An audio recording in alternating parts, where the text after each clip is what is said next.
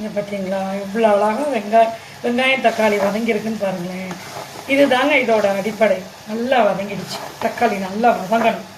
இப்போ நம்ம பண்ணியிருக்கோம் சுடுதண்ணியில் ஊற வச்சு எடுத்து வச்சுருக்கோங்க.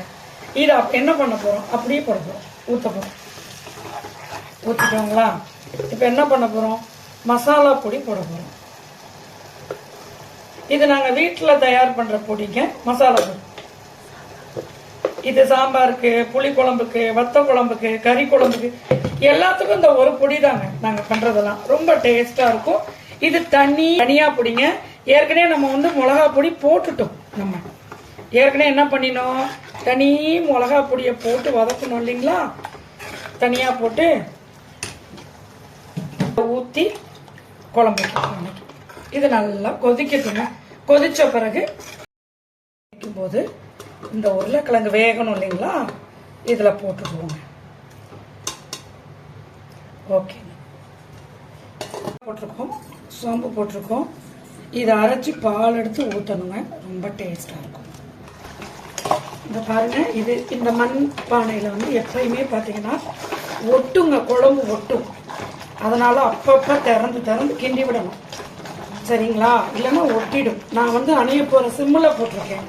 ஏன்னா குழம்பு நல்லா வற்றி உருளைக்கிழங்கு வேணும். இப்போ என்ன பண்ண போகிறோம், இந்த தேங்காய் பால் அரைச்சி வச்சுருந்தோம் பார்த்தீங்களா, தேங்காய் பால் சோம்பு, அது ஊற்ற போகிறோம்.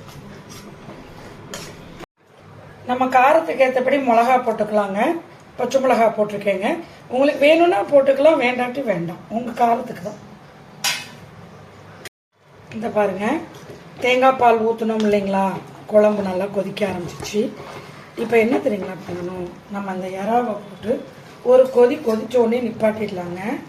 ஏன்னா அந்த சூடுலேயே இறா வெந்துடும், ஃப்ரான் வெந்துருங்க. அவ்வளோதாங்க. இந்த பாருங்க, நமக்கு உப்பு காரம் எல்லாம் இதுலேயே நம்ம செக் பண்ணிக்கணுங்க, பார்த்துக்கணுங்க. இந்த கொதிக்க ஆரம்பிச்சிருச்சுங்க. இது அப்படியே என்ன பண்ணணும்னா, அப்படியே நான் அடுப்பை ஆஃப் பண்ணுறேங்க. அவ்வளோதாங்க. இது என்ன ஆகும்னா இந்த ஹீட்லேயே குக் ஆகிடுங்க.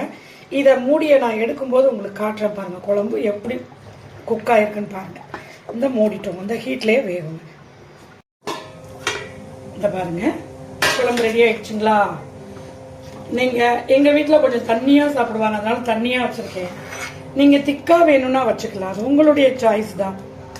ஓகே மக்களே, ஃபினிஷ் பண்ணிட்டோம்.